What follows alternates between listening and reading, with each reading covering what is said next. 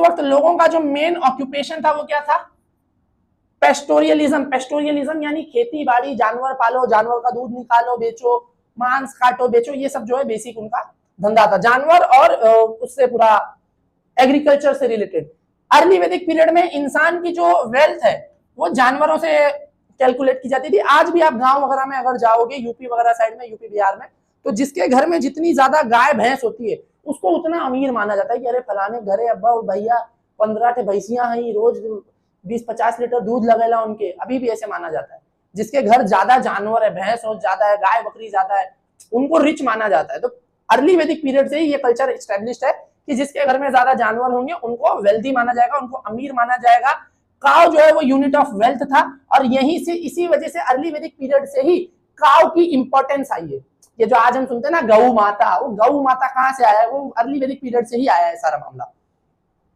ठीक है, गाय को मीडियम ऑफ एक्सचेंज माना जाता था। और उस वक्त एक और टर्म था, बहुत इंपॉर्टेंट है, गविष्ठी। ये ध्यान रखना भाई प्लीज, गविष्ठी क्या है ये आप नोट कर लो। गविष्ठी, ये जो वर्ड है गविष्ठी, इसका मतलब होता था बैटल फॉर काउज। अब सीन क्या होता था कि अर्ली वैदिक पीरियड में, पहले ही मैंने बता दिया कि जिसके घर जितनी ज्यादा गाय भैंस हो उतना ज्यादा अमीर। तो गाय भैंस आएगी कहां से? खरीदते नहीं थे, वो जंगलों से पकड़ के लाते थे। तो कौन कितनी गाय पकड़ेगा? ये वाली गाय मैंने देखी है, नहीं ये पहले मैं पकड़ूंगा। इसके लिए जंग होती थी भाई, मारा मारी कर लेते थे, एक दूसरे का मर्डर कर देते थे।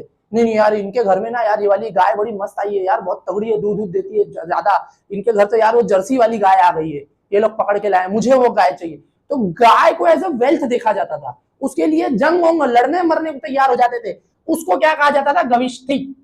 गविष्ठी यानी जंग, गाय के लिए लड़ी गई जंग। तो बैटल फॉर द काउज, ये बहुत इंपॉर्टेंट टर्म है, इसको ध्यान रखना, भूल जाओगे। और प्रीलिम्स में अगर गविष्ठी पूछ लिया तो आप पगला जाओगे, क्योंकि इसी वैदिक कल्चर में एक और टर्म है दुहिनी।